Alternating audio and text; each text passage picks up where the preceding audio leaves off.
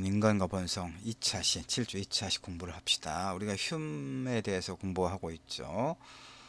흉, 이성보다는 감정에 지배되는 게 인간이다 라고, 그다음 인과 법칙은 습관의 산물일 뿐이다 라고 이야기했었죠, 1차시에서. 자, 그러니까 흉은 사회라고 하는 것은 인간 본성이라는 불변의 사실을 염두에 두어야 된다. 이렇게 이야기합니다. 그러니까 사회는 인간 본성에 빚는 나쁜 결과를 좀 줄인다 라고 이야기하고 있는데, 이건 또 뭔 말인가 연결해서 공부를 해보도록 합시다. 모든 사람은 사회를 매개로, 사회적 관계를 매개로 서로 협동함으로써 이익을 얻죠. 어, 이 말의 의미를 뭐 내가 길게 설명하지 않아도 되겠죠? 이를테면 뭐 그래도 설명을 내가 하려고 나서고 있네. 예. 원시 시대에는 자급자족, 불완전하게나마 했지만 뭐 산업 그 시대에 들어서는, 그러니까 우리가 필요로 하는 그 소비재가 굉장히 다양해졌잖아요. 그걸 내가 혼자 다 만들 수는 없는 거죠. 내가 만들 수 있는 거, 그다음에 각각 만든 것을 이렇게 시장을 통해서 이제 교환을 하는 것이죠. 그래서 서로 그거예요. 사회를 매개로 서로 협동함으로써 일정한 이익을 얻지요. 그러나 본래부터 사람이 정의로운 것은 아니다라고 보고 있어요. 휴메의 경우에. 근데 휴메 아까 이제 1차 시에서는 휴은 누군가를 이렇게 그 어떤 도와준다고 하는 것은 인간의 어떤 그 본성에 내재된 본질적인 것이다라고, 즉 공감, 타인에 대한 어떤 공감의 능력이라고 하는 것은 이제 인간의 본성에 내재된 것이다라고 이야기했었죠. 그럼에도 불구하고 본래부터 사람이 정의로운 것은 아니다라고 봐요. 여러분은 또 어떻게 생각해요? 정의가 뭡니까? 올바른 것을 선택하는 걸 정의라고 말하죠. 정의란 그 인위적인 덕이다. 따라 사회는 정의를 강화시키기 위한 메커니즘을 마련해야 된다. 즉 메커니즘, 어떤 이제 뭐 방법들을 말하죠. 그 다음에 어떤 뭔가가 작동되는 하나의 원리를 말해요. 보상과 처벌을 말하죠. 다시 말해서 이 페이지를 보면 모든 사람은 어떤 그 사회를 매개로, 뭐 시장이라든가 제도라든가 이런 걸 매개로 이렇게 연결고리를 통해서 서로 협동해서 이익을 얻는다, 이런 얘기죠. 그러나 본래부터 사람이 정의로운 것은 아니에요. 일테면 신호등, 좀 이따 이제 내가 준비해 놓은 자료도 있는데, 사거리 신호등에서 빨간불이다 그러면 멈추죠. 파란불 때 가고, 이렇게 이런 거죠. 왜 그렇습니까? 빨간불은 왜도 내가 진행을 하면 교통사고가 날 확률이 높죠. 그럼 나도 피해를 입고 다른 사람도 피해를 입히게 되는 거죠. 그러니까 지키는 게 조금 내가 이제 바쁜 일이 있다 하더라도 이 빨간 신호등에는 멈춰야 된다는 얘기죠. 이런 거죠.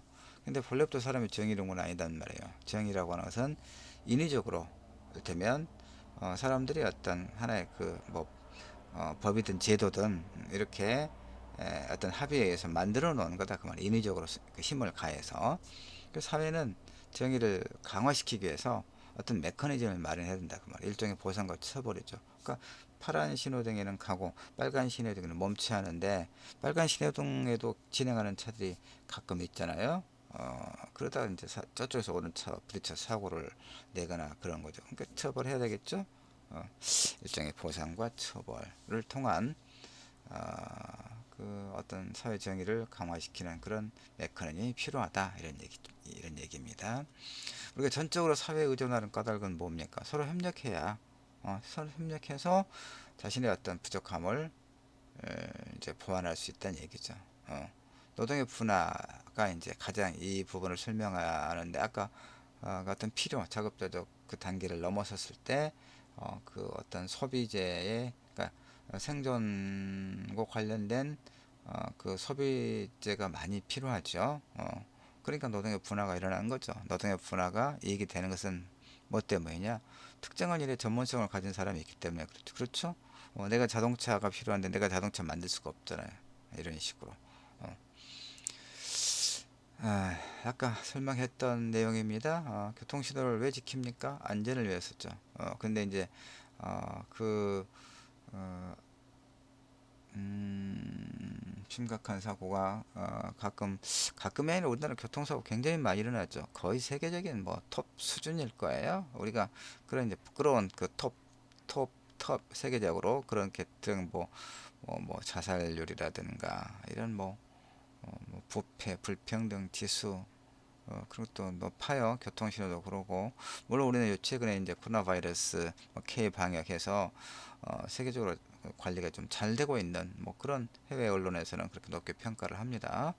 국내 정치 세력들 간에는 뭐 어떤 정쟁 때문에 정치 이해관계 때문에 부정하고 시비도 있고 그러지만 해외에서는 굉장히 호평을 하죠. 실제로 우리가 일상이 좀 정지되고 경제적인 활동에 어려움을 겪는 것은 분명하지만 그래서 우리가 수업도 계속 지난학기부터 비대면으로 하고 있기 때문에 불편함이 없는 건 아니지만 그럼에도 불구하고 방역 코로나 바이러스를 나름대로 잘 이렇게 어떤 그 적절하게 제어하고 있다는 느낌은 들죠. 다른 나라에 비하면 그런 거죠. 교통신호는 그런데 교통신호를 지키는 이유는 근데 뭘까요? 다시 본래로 돌아가서 왜 그렇습니까? 휴면 논지를 한번 따라서 설명을 해볼까요? 아까 앞에 이제서 설명했던 거예요. 우리 인간의 본성이 정의로워서가 아니라 교통신호를 지키는 이유는 그것이 즉 교통신호를 지키는 것이 자기 자신에게 이익이 되기 때문이란 말이에요. 그걸 지키지 않을 경우에 처벌과 이익의 침해가 발생하기 때문이다라고. 이건 어떻습니까? 이건 나 정말 그런 것 같아요. 그러니까 인간의 본성이 정의로워서 교통신호를 지킵니까? 아니라는 거예요. 자신에게 이익이 되기 때문에 지키지 않으면 처벌이 발생하기 때문에 그러니까 결국은 다시 앞에 돌아가서 설명하면 이거예요. 이거 본래부터 사람이 정의로운 건 아니다. 그러니까 인위적으로 그렇게 이제 사회 제도를 그렇게 만들어 나가야 된다 그런 얘기입니다. 정의란 인위적 덕이다. 사회는 정의를 강화시키기 위한 메커니즘을 마련해야 된다. 그것은 이제 단적으로 그 단적인 애가 바로 이런 거죠. 지키지 않았을 때 이게 침해가 발생하고 또 처벌에 따르는 것이죠. 어, 지키면 이익이 되죠. 안전이 보장되는 거잖아요. 예. 그다음에 이제 모든 사람은 비슷하게 행동한다고 이야기합니다. 그것도 비슷한 거 그럴듯하죠, 여러분. 모든 사람의 그 행동 패턴은 비슷하다는 거예요. 그리고 누구나 타인들도 유사하게 행동하리라고 하는 합리적인 기대 입각에서 우리는 자신의 행동을 결정한다라고 휴먼 이야기합니다. 이런 과정을 통해 우리의 공동생활은 습관과 관습의 지배를 받게 된다. 이성의 작용이 아니고 우리가 본래부터 정의로워서가 아니라 사회적 관습의 결과다. 이 관습은 이제 메커니즘이라는 얘기죠. 처벌을 하고 보상을 하고 이런 것들을 통해서 사회의 어떤 정의로움을 강화시켜 나가야 된다. 왜? 인간은 본래부터 정의로운 존재는 아니기 때문에. 그러니까 1차 시에는 이제 그 타인에 대한 어떤 이타적 행위는 결국은 인간의 본성에 내재된 즉 공감의 능력은 인간의 본성에 내재된 한 자질이다라고 하긴 했지만 그럼에도 불구하고 인간이 본래부터 정의로운 건 아니다. 그건 관습의 어떤 그 영향이다. 어떻게 생각해요, 여러분? 그러니까 그 우리가 1차 시에서 그 살폈던 1차 시인가요? 2차 시인가요? 살폈던 공자와 맹자의 성악설, 성선설, 성악설을 좀 떠올리죠.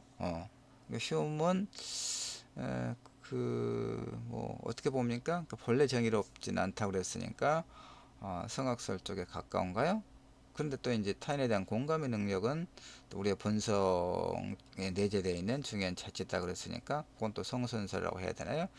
딱 부러지게 말할 수는 없겠죠. 어쨌든 그 인간의 본성보다는 그 본성이 정의롭게 선하게 작용하기 위한 사회적 어떤 메커니즘이 필요하다. 이게 이제 그 휴메의 어떤 매우 중요한 어떤 그 내용, 정리된 내용이다. 이렇게 볼 수가 있어요. 휴먼 그 자신의 주장을 이렇게 또 예를 들어서 설명을 합니다. 보트에 노를 젓는 두 사람의 일을 보트에 노를 두 사람이 젓고 있습니다. 유비추리 유추라고 하죠. 그러니까 유추가 뭡니까? 어, 음, 뭐, 유추. 자, 누군가가, 어, 그 길을 가다가 돌부리에 발이 걸려서 넘어져서 무릎이 깨졌다. 그러면 그걸 우리가 본다는 얘기죠. 그냥 우연히 목격했어요. 그러면 아프겠다라고 우리가 즉각적으로 생각하죠. 그게 바로 유비출이에요. 왜냐하면 나도 저렇게 넘어져 본 경험이 있거나 내가 직접적으로 경험을 하진 않았지만 그런 경우들은 상당히 아프더라라고 하는 어떤 감각적 경험을 가지고 있기 때문에 그런 유비추리가 가능한 거예요. 자, 다시 휴먼 보트에 노를 젓는 두 사람의 예를 통해서 봅시다. 그들은 서로 똑같은 기회를 하겠다고 서로 명시적으로 약속은 하지 않았더라도 각기 상대방이 두 사람 모두에게 이로운 행위를 하라고 믿으면서 노를 줘요. 그러니까 이 이제 보트가 앞으로 나가야 되니까 서로 어, 특별히 약정을 하지 않았다 하더라도 서로 그 최선을 다해서 너를 저을 것이다. 저 친구가 그럴 것이다. 그러니까 나도 이제 알겠죠? 이건 뭐 길게 설명할 필요 없이 예. 이렇게 상호 협동은 점진적 과정을 거쳐 이루어졌다는 얘기예요. 타인이 유사하게 행동한다면 우리는 무엇이 우리에게 이익이 되는지를 알죠. 다시 말해서 관습이 확립되고 시간이 쌓여서 세월이 흐름에 따라서 인간 상호 간의 신뢰는 쌓여간다고 휴먼 보는 거예요. 제도의 메커니즘, 습관, 관습의 지배를 받는다. 라는 말을 좀 이해할 수 있겠죠, 이제. 그러니까 이성이 아니라 감정. 이 감정을 이제 어떤 그 관습, 어떤 그 사회적 어떤 메커니즘 이렇게 그 연결해서 이해를 하면 조금 더 휴메의 논지를 이해하는데 어려움은 좀 덜어지지 않겠나 이런 생각을 합니다. 근데 이제 신뢰를 어기는 경우가 종종 있죠. 노를 그 같이 졌는데 한 사람 좀 나태. 그러니까 특히 우리가 이제 대학에서 그 수업을 할 때 그 조를 짜서 모든 학습을 하게 하는 경우가 들어 있죠. 난 그런 수업, 내 수업에서는 그런 방식을 거의 사용하지 않습니다. 물론 이제 물론 장단점이 있습니다. 그 모둠을 이렇게 구성을 해서 뭔가를 과제를 이렇게 공동으로 수행을 하게 하면 뭐가 어떤 게 장점인가요? 서로 협력함으로써 혼자 하는 것보다 좀 더 어떤 좋은 성과를 낼 수도 있겠고 그러는 과정에서 그 구성원 간의 어떤 그 친밀성 이런 것이 좀 강화될 수 있죠. 그런 점은 장점이죠. 근데 그 큰 단점이 하나 있죠. 뭐죠? 좀 흔한 말로 그냥 숟가락 얹으려고 하는 친구들이 꼭 있죠. 좀 자신이 할 일을 충분하게 하지 않고 다른 친구들에게 미루고 그런 친구들이 꼭 있어요. 물론 어떤 사정은 있을 수 있지만 그런 경우는 그래도 좀 이해가 가능한데 아주 그 좀 성격적으로 그런 친구들이 있지요. 그럼 나중에 이제 불만이 있어요. 열심히 했는데 똑같이 그 조가 똑같이 A나 B를 받는다 그럴 때 나는 열심히 했는데 이런 식으로 그래서 불만이 있고 그래서 나는 이제 조 모듬으로 뭔가를 하도록 과제를 주거나 그러진 않습니다. 대체로 그렇습니다. 자, 신뢰를 어기는 경우가 많죠. 신뢰를 어기는 경우가 굉장히 많습니다. 어떤 사람들과 관계에서. 자, 생각해 볼까요? 이제 N번방 사건은 벌써 사실 지난 학기에 1학기 수업할 때 그 상당히 많은 문제가 됐죠. 우리 사회가 굉장히 그 역동적입니다. 다이내믹해서 아주 끊임없이 어떤 사건 사고가 일어납니다. 그러니까 어떤 뭐 이런 N번방 사건이라고 하는 것이 이제 뭐 한 일주일, 이주일, 뭐 2주일까지 가지도 않죠. 일단 뭐 며칠 이렇게 그 공분을 일으키면서 이제 언론에 도배되다시피 하죠. 그럼 이제 부산을 떨면서 무슨 대안을 마련하고 어쩌고 하는데 똑같은 이제 그러다 또 다른 또 뭐 또 어떤 대형 사건이라든가 부패 사건이나 뭐 이런 게 또 일어나면 이건 또 슬그머니 그 이제 그 보도되는 양이 좀 줄어들고 비중이 축소되고 잊혀지고 그러면 또 누군가는 이런 못된 짓들을 어디선가 하고 이러죠. 자, 어쨌든 N번방 여러분 내가 뭐 많이 설명하지 않아도 되겠죠. 그 가해자들 혹은 또 동조자들의 행위는 어떻게 이제 설명할 수 있을까요? 휴메의 논지대로라면 좀 많이 체포되긴 했죠. 검거되고 그래도 이제 그 디지털 그런 성범죄는 그 흔적이 삭제해도 안 되고 유통되는 경우가 소비되는 경우가 아주 많아서 굉장한 그 어떤 문제를 일으키고 있지요. 뭐 최근에는 뭐 지인 능욕 이런 것으로 인해서 고통을 그 호소하는 사람들도 상당히 많다 이렇게 네, 기사를 본 적이 있습니다. 자, 다음 페이지를 넘겨 볼까요? 여성의 성을 거래 대상으로 보는 천박한 인식과 성 착취를 통해서 돈을 벌 수 있는 추악한 자본의 구조, 그걸 부추기는 가부장적 남성 중심주의 사고, 충분하지 못한 사회적 처벌 이런 것들이 이런 뭐 N번방, 박서방이니 무슨 방이니 이런 것의 원상이죠. 일단 돈을 벌 수 있다는 건, 그게 돈이 된다는 건 아주 음, 다른 사람의 어떤 뭐 생명을 박탈하는 것과 그게 다를 것 없는 이런 사회적 범죄가 아주 만연돼 있고 거기 뭐 돈을 내고 그 유료 회원으로 가입했던 사람도 뭐 굉장히 뭐 수천 명 수만 명 됐던가요? 더 됐던가요? 깜짝 놀라고 그랬습니다. 굉장히 많았던 것 같아요. 자, 이제 본성으로 다시 돌아가 봅시다. 본성 우리가 그런 행위자들의 본성을 어떻게 설명할 수 있을까? 맹자의 성선설에 따르면 인간의 본성은 선했다는 얘기죠. 본래는 선했으나 환경이 그를 사악하게 만들었다. 맹자의 성선설을 가지고 우리가 풀어보면 환경적 요인들은 뭡니까? 그 N번방 그 가해자들, 동조자들을 이야기하는 겁니다. 여기서 그들이라고 하는 것은 가족관계라든가 교우관계, 가부장적 왜곡된 성인식. 이게 뭔 말입니까, 여러분? 그 남성이 이제 중심이고 여성은 남성의 어떤 부속품과 같이 어떤 대상화되는 그런 걸 이야기하는 거예요. 경쟁의 심화와 자본 제일주의란 말은 없는데 하여튼 일단 자본주의가 그 이윤의 추구만을 목적으로 하는 그런 제도를 말하는 것이니까 돈이면 뭐 살 수 없는 게 없다라고 하는 그런 황금 만능주의 사상을 이제 이렇게 이야기하는 거죠. 이런 어떤 요인들로 인해서 그런 이제 못된 짓을 아무런 죄의식을 느끼지 않고 또 뭐 10대 애들 또 그 많이 했더라고요. 그 가해자로 정말 어이가 없죠. 이제 성선설에 의하면 이런 거고 그 다음에 이제 순자 성악설에 의하면 본디부터 걔들은 악한 아주 못된 타고날 때부터 악마들이라는 얘기죠. 그래서 이제 교육을 통해서 악한 본성을 선하게 교화시켜야 된다.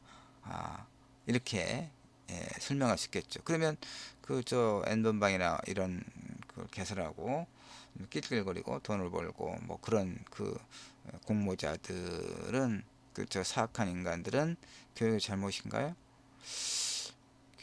교육만 가지고 설명할 수는 없겠죠.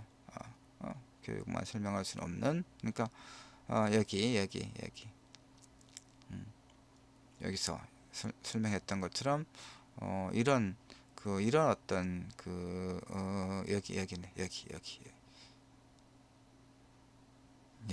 이런 여러 가지 어떤 요인들이 복합적으로 작용했다는 것이죠. 물론 이제 굉장히 그 발전한 그런 어떤 IT 기술, 인터넷을 기반으로 하는 그런 어떤 기술 때문이기도 하죠, 사실은.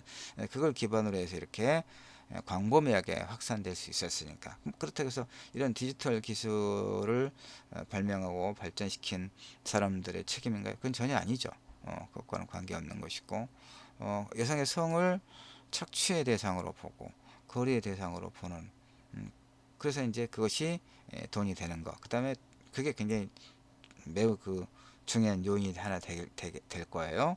그리고 그다음에 이제 그 어떤 관음증적인 거, 그 여성을 성적으로 대상화하는 그런 어떤 그 매우 잘못된 그런 가부장적 그 남성 중심주의적 사고, 이거 그다음에 그런 범죄자들 그런 범죄 행위에 대해서 충분하게 처벌하지 못하고 있는 이런 것들이 같이 그 이런 범죄를 부추기는, 범죄 행위가 그런 범죄가 지속적으로 이렇게 발생하는 그런 어떤 메커니즘 요인이 된다라고 생각을 해요. 이 사법부의 처벌, 이 경찰과 검찰이 예를 들어서 이들을 잡아서 재판에 넘겨도 판사들이 판결을 아주 약하게 해요. 그렇죠? 저번에 그 이름은 기억 안 나는데 뭐 미국에서 송환을 요구했던 이런 비슷한 자 있었잖아요. 세계 최대의 무슨 디지털 성범죄 사이트를 운영했던 누군데 미국에서 송환을 요구했는데 지 아버지가 뭐 울고불고 하고 어쩌고저쩌고 해서 결국은 사법부가 안 보냈잖아요. 뭐 우리나라에서 처벌을 받게 한다. 근데 처벌은 뭡니까? 그 전에 그 2년인가 1년인가 그것밖에 그 감옥에 있지 않았잖아요. 그 사법부가 정신을 못 차려요. 정신을 못 차려서 이런 어떤 성범죄에 대해서 매우 관용적인 태도를 보이고 있고, 뭐 반성하고 있고, 그동안의 범죄가 뭐 없었고, 그다음에 뭐 합의를 했고, 뭐 이런 여러 가지 감경 사유를 들어서 아주 그 약한 처벌을 하니까 이들이 계속해서 집행유예를 한다거나 그러니까 계속해서 이런 범죄를 저지르고 있다. 이런 여러 가지 요인들을 지금 봤습니다. 자, 다시 본성의 문제, 법과 같은 경우, 그러니까 내가 이제 한비자 같은 경우, 한비자가 이제 그 엄정한 법의 규제와 집행을 강조하는 사람이거든요. 법과. 나는 이제 한비자라면 이렇게 했을 것이다 이거고요. 요건 뭐 홉스, 요건 뺍시다. 빼고. 자, 홉스 같은 경우는 이제 이렇게 말했단 얘기예요. 우리는 다른 사람을 희생시켜서 이익을 얻으려 하거나 이미 얻은 재산을 지키려고 한다. 홉스의 경우는 뿐만 아니라 우리는 부귀영화를 누리려고 한다. 이런 경쟁 속에서 엄청난 잔악함이 생길 수 있다. 홉스 아주 마음에 드네.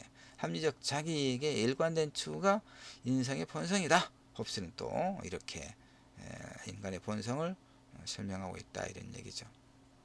사회는 이기적 인간들의 합리적 계약의 산물이다 이렇게 홉스는 보거든요.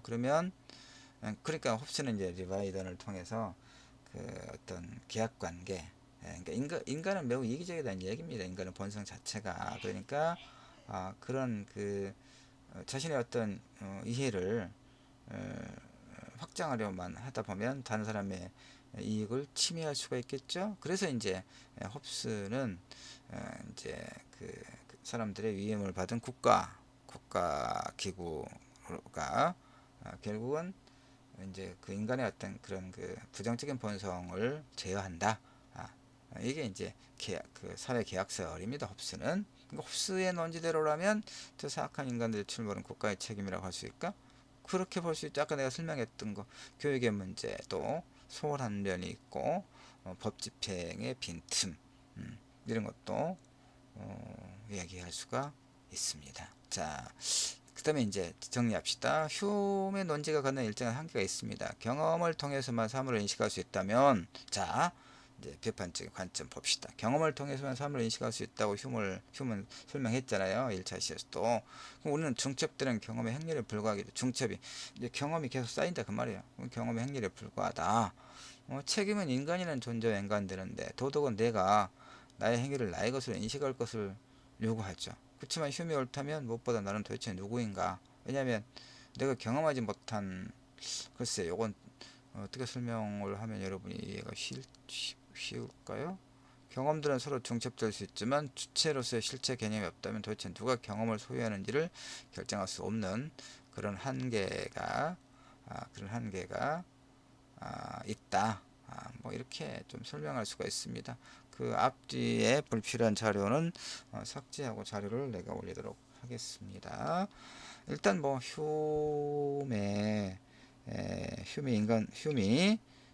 인간 본성에 대해서 설명했던 내용들을 1차 시와 2차 시에 나누어서 살펴보았습니다. 음악을 좀 듣고 우리가 또 마치도록 하겠습니다. 1차 시에 그 엘가가 연주했던 사랑의 인사를 장양주의 바이올린 연주로 조금 들었었죠. 그 뒷부분 연결해서 이어서 한번 더 들어보도록 할까요?